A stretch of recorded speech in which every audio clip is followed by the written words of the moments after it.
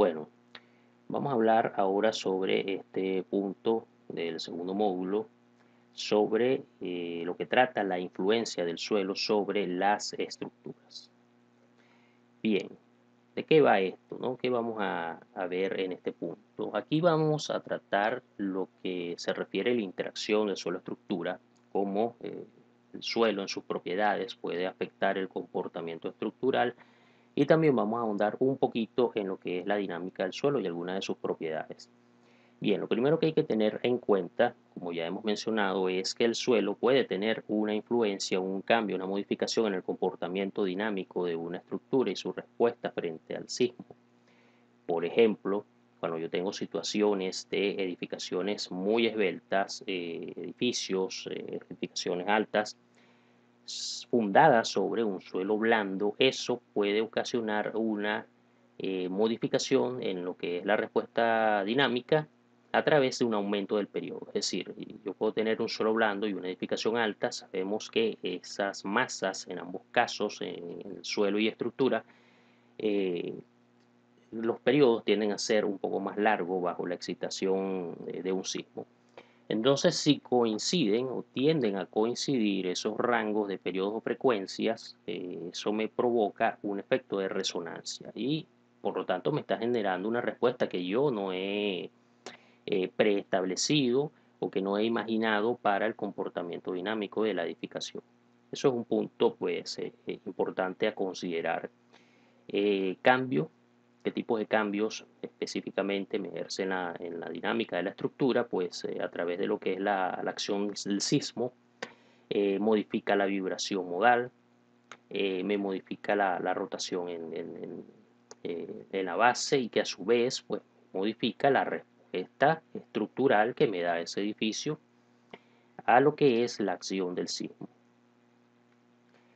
Bien, otro aspecto muy importante en la interacción de suelo-estructura cuando se considera es un cambio de signos de flexión en una base que se supone rígida, ¿no? Cuando yo supongo, por ejemplo, un esfuerzo actuante del suelo constante sobre, por ejemplo, una losa de fundación, pues yo tengo un diagrama de momentos similar al que estamos viendo aquí, pues un diagrama de momentos con un signo o digamos con una flexión en un solo signo, pues. Que pudiéramos considerar, por ejemplo, si estamos graficando positivo hacia abajo y negativo hacia arriba, pudiéramos tener un diagrama de momentos negativos absoluto en toda la extensión de la losa. Pero si yo comienzo a considerar o a cambiar, digamos, el método de análisis, por ejemplo, a través de resortes, módulos de balastos, algo que me represente la interacción de solo-estructura, el valor digamos, el comportamiento real, la respuesta real que puede tener esa losa de fundación, pues implica que realmente el diagrama de momentos me genera varios puntos de inflexión, inclusive cambios de signos de negativos a positivos o viceversa. Entonces, ese cambio en la respuesta estructural asociada a flexiones, por supuesto que me impacta en el diseño sobre la cantidad de acero refuerzo que yo pudiera estar disponiendo para una losa de fundación. Bien, eso puede ser también un cambio. Otro aspecto puede ser también las arcillas expansivas. Las arcillas expansivas me pueden generar también cambios de los puntos de inflexión o me genera puntos de inflexión directamente en el diagrama de momento para así pues llevarme a un escenario que yo no he contemplado de antemano. El comportamiento de todo el conjunto de sótanos será distinto a las hipótesis originales de empotramiento perfecto. Esto pudiera ser también que muchas veces cuando estamos considerando en el sistema fundacional, si yo estoy empleando un conjunto de sótanos, es decir, muros y losas de fundaciones, puedo asumir que eso está perfectamente empotrado, pues en la interacción de solo estructura realmente eso tiene que simularse con resortes que me generan precisamente la relación que puede haber entre lo que es la masa de suelo y la estructura. Estos resortes usualmente uno los asigna a través de módulos de balastos. Puedo asumir varios criterios en tracción, tensión o simplemente en compresión pura. Y ahí en el software es donde yo le indico entonces el módulo de balasto, que es un parámetro geotécnico muy importante que nosotros podemos obtener para efectos entonces de considerarlo en la interacción de suelo-estructura si estoy modelando fundación con estructura completamente, pues en un solo archivo, en un solo modelo.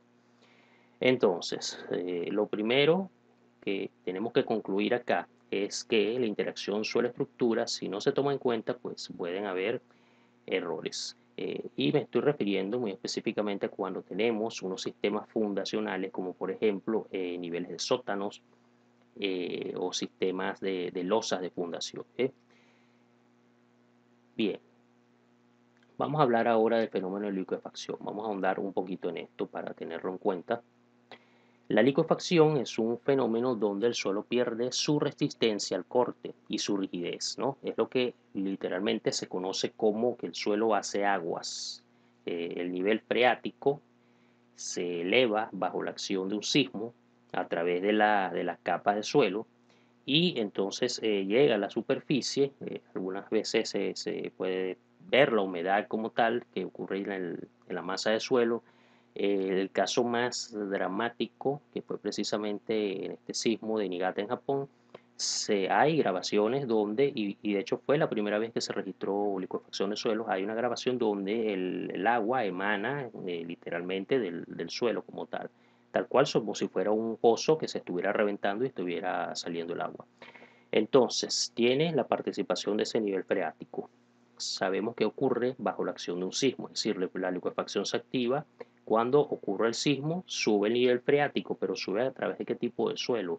El suelo que es propenso a que ocurra este fenómeno es un suelo arenoso, es decir, y que sea fino, o sea, arena fina o ultra fina. Ese es el tipo de suelo donde puede ocurrir la liquefacción. ¿Por qué? Porque no hay cohesión, no hay cohesión, no es un suelo granular. Entonces, esto permite o da paso a que aumente la presión de poro y me disminuya la presión efectiva, lo que permite entonces la subida del nivel freático y la desestabilización del suelo. Bien, entonces el sismo como tal, cuando se registra, inclusive, digamos, el registro de acelerograma del sismo se cambia cuando se activa esa liquefacción. Se va a alargar el periodo, va a disminuir la frecuencia y bueno, esto precisamente vamos a verlo aquí. Nosotros tenemos este acelerograma que es del terremoto de Niigata en Japón, 12 de junio de 1964. Fíjense el daño que puede ocasionar la liquefacción del suelo, ¿no? Al perderse la resistencia en el suelo, pues las estructuras no tienen un sustento, una cimentación. Por lo tanto, ocurre esa desestabilización y ocurre el volcamiento de estas estructuras que volcaron pues, a causa del fenómeno de liquefacción.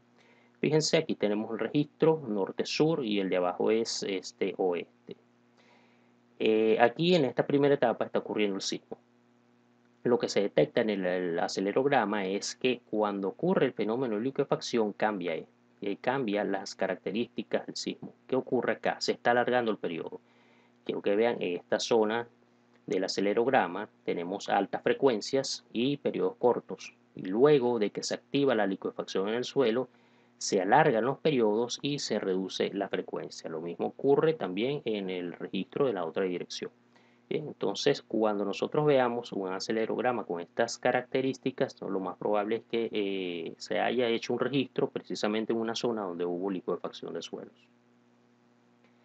Bien, aquí tenemos algunas imágenes para tener referencia de cómo es este fenómeno físicamente. Esto es en el terremoto de Bug en India, 26 de enero de 2001. Tenemos aquí los investigadores, vamos a avanzar y aquí se forman los famosos volcanes de arena, pues que es el agua que sale por un punto y se escurre alrededor. Entonces todo esto, esta masa de suelo está, digamos, ya a nivel freático. El nivel freático sube hasta la superficie y entonces la masa de suelo pierde resistencia, pierde rigidez. Este es otro fenómeno que produce también el caso de liquefacción de suelos, pero esto usualmente es cuando tengo una capa de arena por debajo y la capa más superficial es un poco más dura, más densa. Entonces, la desestabilización de la capa interna por liquefacción me produce estos daños, se resquebraja el suelo en forma de bloques y esto es lo que se conoce como lateral spreading. Aquí tenemos otras imágenes de liquefacción de suelos arenosos. para el mismo sismo de la India, los volcanes de arena. Y este es el fenómeno de lateral spreading. Aquí quizás no se aprecia bien por la presencia del pavimento, pero fíjense todo el daño que puede causar la liquefacción del suelo a través de este tipo de liquefacción que se conoce como lateral spreading. Bien, ¿cómo identificamos o qué referencias podemos tener para identificar un suelo que sea potencialmente licuable?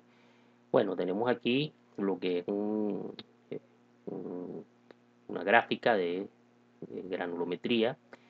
Aquí en el eje horizontal tenemos el tamaño de los granos y tenemos lo que es las arenas y tenemos lo que son las gravas, ¿sí?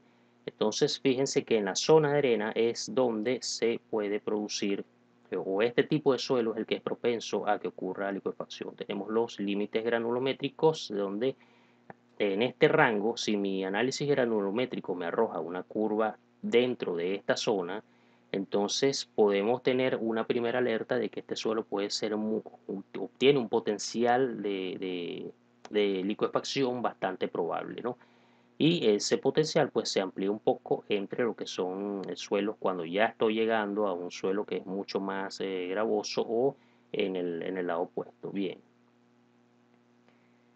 Otras referencias, ¿no?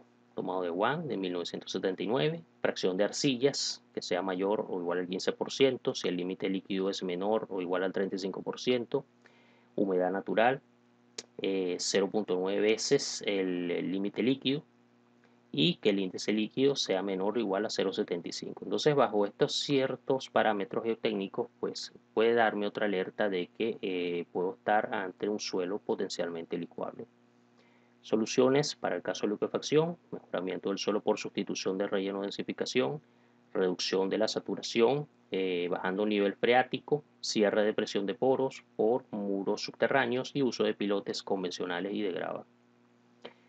Bien, esto para visualizar un poco algunas de estas soluciones, lo que es densificación, una forma pudiera ser bajo una recompactación. Estos son unas grúas que van sosteniendo unos discos metálicos, unos discos de acero, se elevan hasta cierta altura y se dejan caer sobre el suelo. ¿Para qué? Para tratar de generar una recompactación y por lo tanto dar paso a una redensificación del suelo que me evite precisamente el problema de liquefacción. Podemos usar otro tipo de densificación, el grouting, colocando o inyectando lo que es una lechada de concreto en la parte o en la capa donde está el tipo de suelo que es potencialmente licuable. Esto es posible también hacerlo, pues. Y otra técnica derivada es la jet grouting. Esta es mucho más popular y se usa también bastante, independientemente del tipo de suelo. Esto es más que hacer una perforación mínima a través de con un tubo y luego a través de allí se inyectan lo que es la lechada de masa de concreto para posteriormente construir una especie de pilar. Pero ¿qué pasa? Que ellos lo van haciendo, estos pilares o esta especie de pilote, entre comillas, van quedando uno al lado del otro. Se va haciendo entonces, se hace por explicarlo de esta forma, una fila con una serie de vaciados de jet grouting uno al lado del otro. Y de esa manera pues se va generando una estabilidad para la estructura que se va a construir sobre esa masa de suelo. Bien, estas son otras soluciones: vibrocompactación, blasting, grouting químico, compactación con grouting, compactación dinámica profunda, mezcla de suelos y el jet grouting, que se puede utilizar en cualquier tipo de suelo. Aquí tenemos el caso de poder usar muros continuos. Hay que compactar la zona por debajo de la estructura o el uso de pilotes de grava o pilotes convencionales. Esto también es una solución bastante económica y práctica para evitar el problema de liquefacción, ¿no? O más que para evitarlo, es para protegernos o proteger la estructura del fenómeno de liquefacción, porque va a ocurrir, pero la estructura va a quedar sostenida tal cual como si fuera un palafito, ¿no? Una estructura que está soportada en unos pilotes que a su vez están anclados en el estrato más duro de las capas inferiores del suelo. Respuesta sísmica. Algo que es muy importante también que podamos conocer es cómo es la respuesta en campo libre y cómo es la respuesta cuando está el terreno con la estructura ya cimentada sobre él. No, porque ¿qué ocurre? Que las respuestas son diferentes. Yo puedo tener una medición en campo libre y puedo tener otra respuesta en lo que es la interacción del suelo-estructura. Entonces, hay una modificación del movimiento del terreno campo libre debido a la presencia de la edificación, pues por su propio peso, y eso me puede generar un cambio en la respuesta. Hay otro caso, losas de fundación. Cuando yo uso losas de fundación, ellas son capaces de amortiguar lo que es la respuesta que trae el suelo frente a la acción sísmica o al movimiento que me están imprimiendo las ondas sísmicas. ¿Cómo es eso? Bueno, yo tengo, por ejemplo, este espectro de respuesta elástico que está en azul, en línea azul, y si yo tengo un sistema fundacional suficientemente amplio, como por ejemplo una losa de fundación, ella es capaz de amortiguar esa respuesta y me genera el espectro elástico. No lo estoy reduciendo por la amortiguación típica de la estructura, o no la estoy reduciendo por el factor de respuesta. Únicamente se modifica o se reduce debido a la presencia de la losa, que me genera una amortiguación, pero al momento en que viene el sismo a través de la masa de suelo y va llegando a la fundación de la estructura. Allí es donde me cambia la respuesta. Y las normas, como la hace, pues permiten hacer el cálculo de ese nuevo espectro y utilizarlo. Entonces, posteriormente, este espectro en línea roja es el que yo sí puedo reducir con el factor R. Densidad. Bueno, aquí una recomendación. Conveniente, edificaciones altas sobre suelos duros y edificaciones bajas sobre suelos blandos, ¿no? Así se evita cualquier posibilidad de resonancia. Lo que habíamos explicado al principio, cuando tenemos edificaciones bajas, significa que son periodos cortos, por lo que puede convenir que esté mejor en suelos blandos que tienen periodos largos. Y el caso de edificaciones altas, pues es al revés. Edificaciones altas son periodos largos, preferible en suelos duros que tienen periodos cortos, para que no coincidan ni periodos ni frecuencias y se me produzca entonces una posible resonancia. Para suelos blandos, evitar aisladores en la medida de lo posible porque puedo caer en la misma situación de edificaciones altas sobre suelos blandos, pues, y esto pudiera generarme también algún problema de resonancia. Tipos de suelos. Bien, ahora vamos a hablar sobre este efecto de Ciudad de México, que es el efecto de amplificación, ¿no? El ejemplo más típico a nivel mundial es el de Ciudad de México.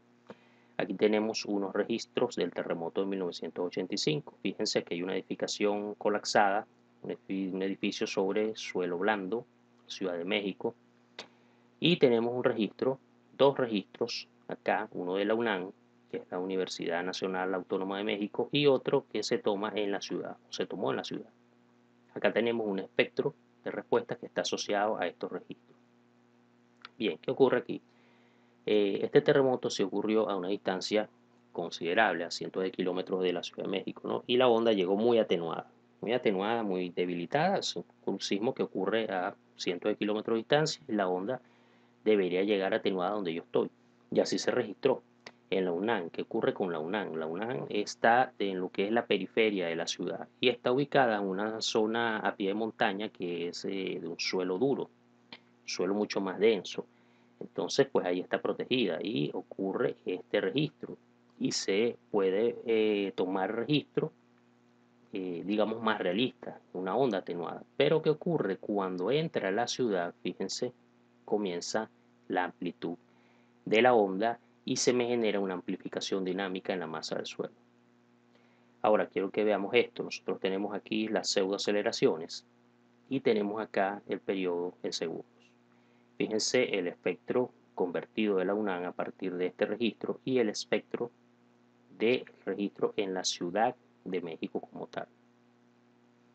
Fíjense la diferencia, ¿no? De la amplificación de acá se eleva hasta más de 0.6 G y más de 0.7 G según este registro.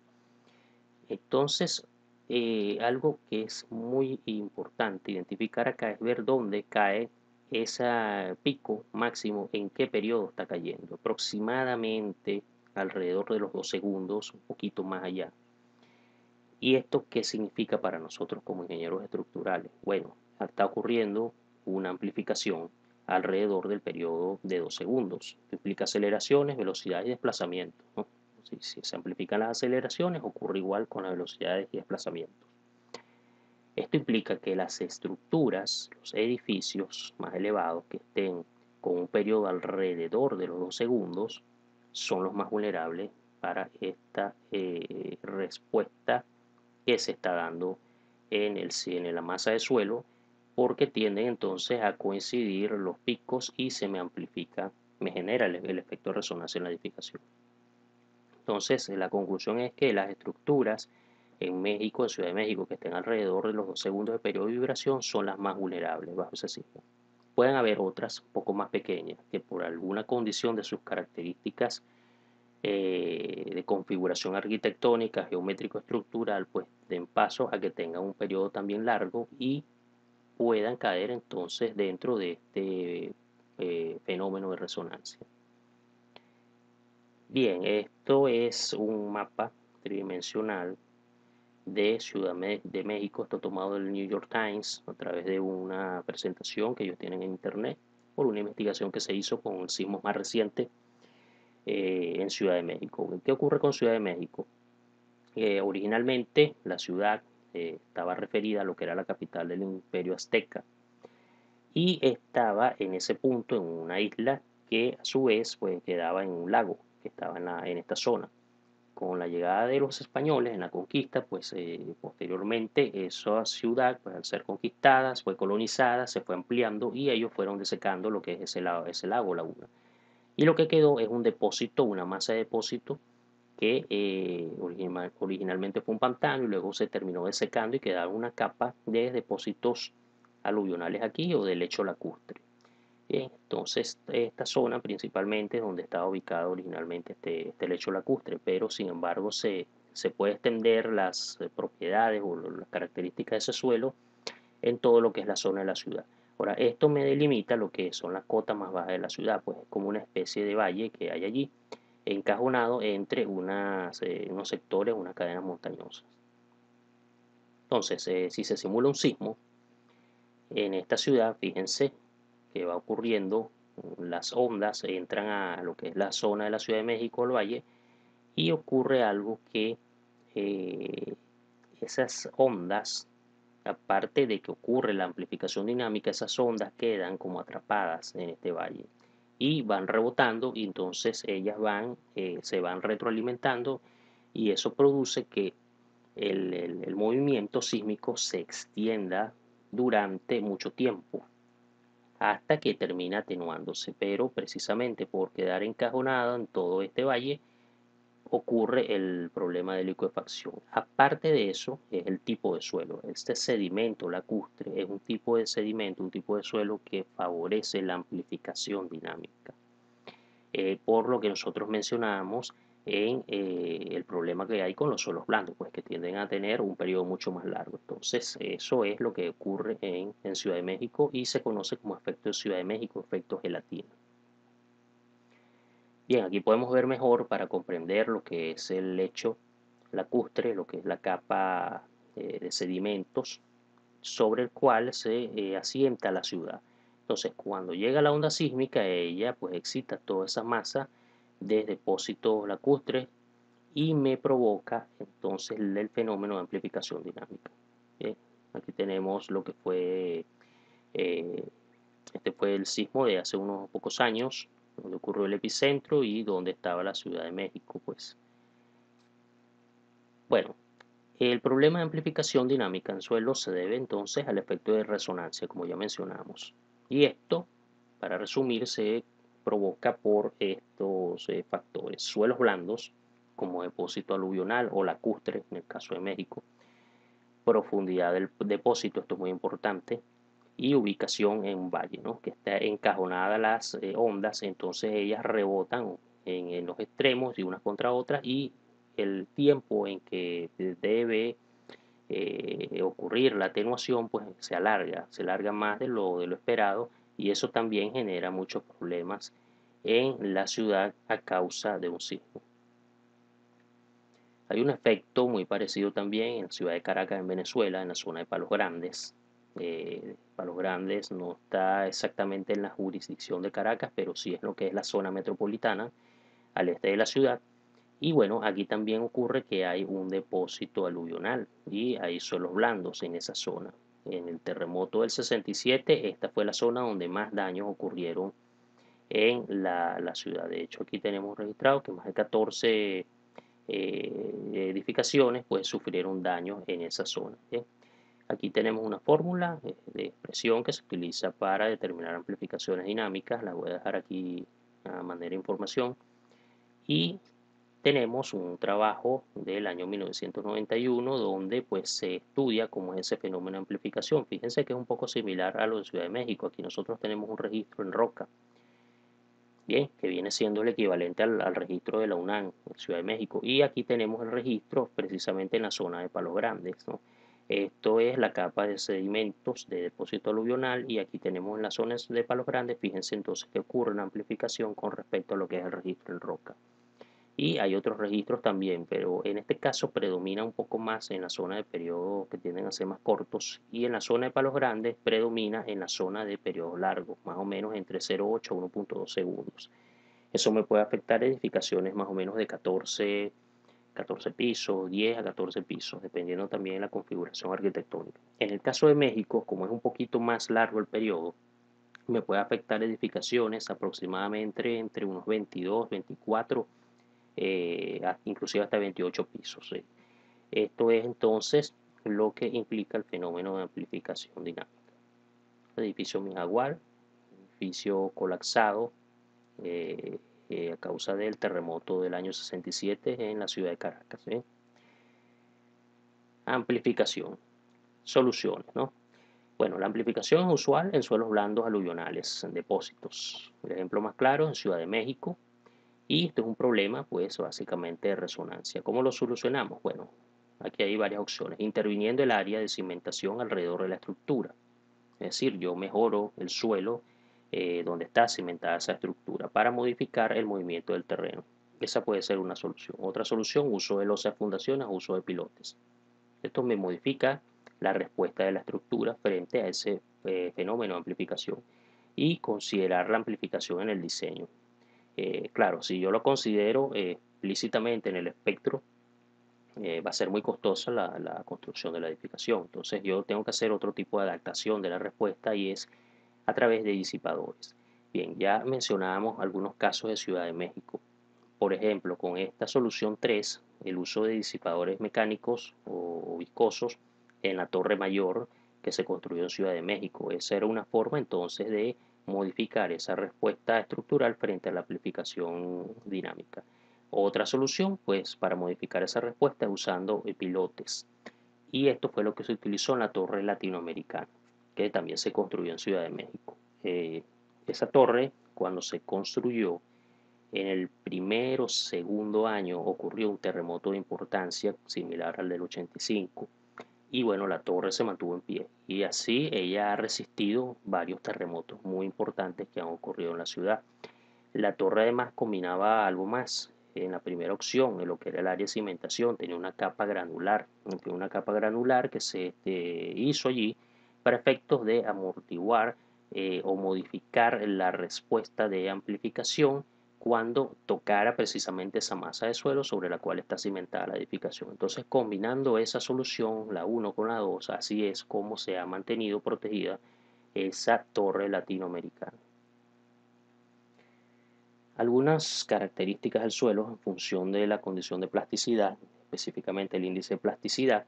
Nosotros tenemos aquí los tipos de fenómenos que debemos considerar cuando tengamos algún tipo de inconveniente en el suelo. La amplificación de respuesta, alargamiento del periodo, degradación de rigidez y resistencia. Estos últimos pues asociados también al problema de liquefacción. Y bueno, y también el alargamiento del periodo por amplificación dinámica. Entonces, tenemos aquí el índice de plasticidad igual 0, cuando es baja, media o alta. Aquí tenemos el tipo de suelo, lo que son arenas y limos no plásticos, arcillas de baja compresibilidad, limos en alta compresibilidad, tenemos elementos orgánicos de baja plasticidad, Aquí tenemos arcillas de media plasticidad y arcillas de alta plasticidad. Entonces, como función del índice de plasticidad, puede haber probabilidades o no de que ocurra la amplificación de respuesta, pues para tener una referencia. Bueno, en la medida que tengamos un índice de plasticidad que tienda a cero, es mínima la probabilidad, bien, de amplificación de respuesta. De hecho, aquí hay una atenuación en lugar de ver una amplificación. Ahora, cuando aumenta esa plasticidad en suelos blandos o arcillosos, pues tiende a ser moderada o grande. Hay una relación directamente proporcional entre el índice de plasticidad y la amplificación. En cuanto al alargamiento del periodo y lo que es la degradación de rigidez y resistencia, entiéndase liquefacción, pues hay una relación pero que es inversamente proporcional. Si el índice de plasticidad es bajo, bien, puede haber alargamiento de periodo, es mucho en la ecuación, es probable si el índice es bajo, eh, es mínimo o muy poco probable a improbable a medida que va incrementándose entonces el índice de plasticidad. Es decir, a mayor índice de plasticidad es menos probable que ocurra el alargamiento del periodo. Y también es menos probable que ocurra la degradación de rigidez o resistencia, es decir, que ocurra la liquefacción. Si en cambio el índice de plasticidad tiende a cero, aumentan las probabilidades de que de que ese fenómeno de liquefacción ocurra. Bien, entonces eso es todo lo que respecta a la influencia del suelo. Hemos visto puntos muy básicos que nos van a servir de referencia para nosotros, pues, poder tomar algunas previsiones. Recuerda siempre que hay que basarse eh, con tener comunicación con un ingeniero técnico y basar cualquier decisión en consulta con estos ingenieros. Bien, entonces entramos ahora con el análisis modal.